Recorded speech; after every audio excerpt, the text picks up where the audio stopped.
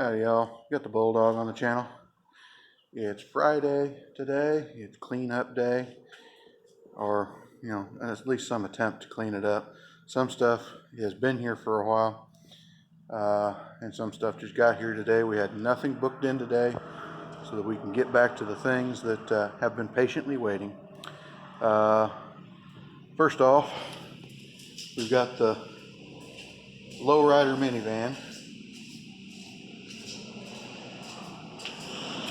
If you've ever wondered, when the price of minivans is going up to 5 figures for a used one, what do?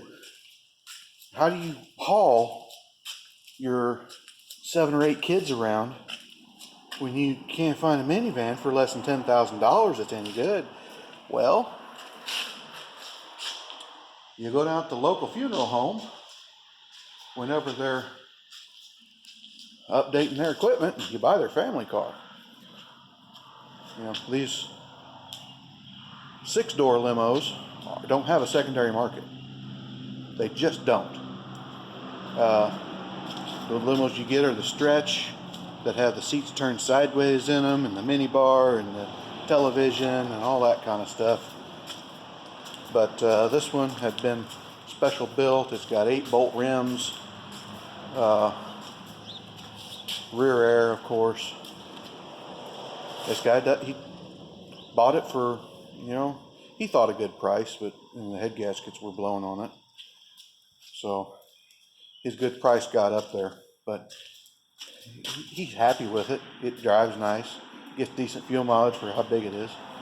And then we've got this little Nissan here. It played havoc with small animals, and it thumped the bumper pretty good. And down here, I've already popped it out mostly, reattached the covers underneath. They were all just smashed and turned under and busted. Most of the pieces were still there. I just, stuck a few pop-ins with it. One of the fog lights was knocked out.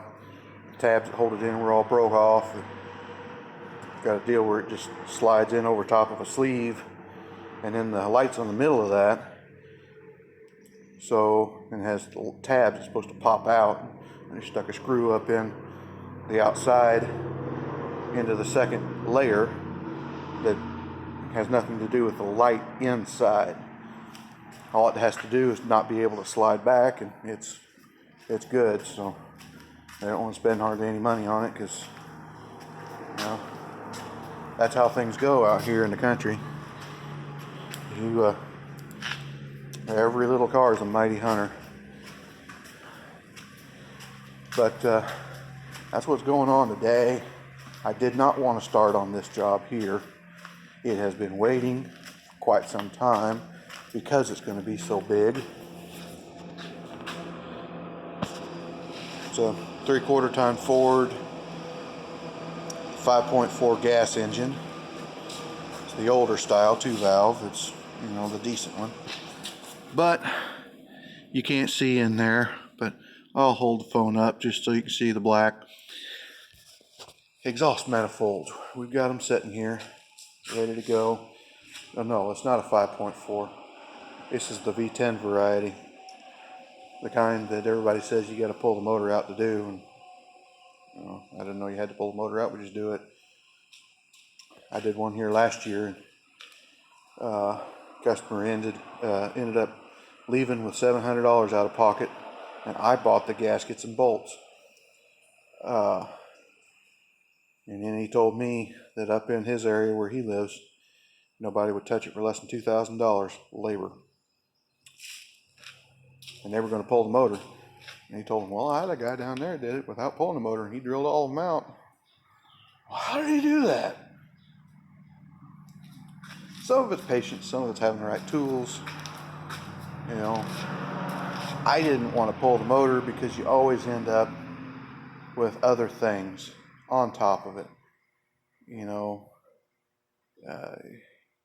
It's already rusting. That's why it was getting worked on. So I don't like to disturb anything. I don't really have to.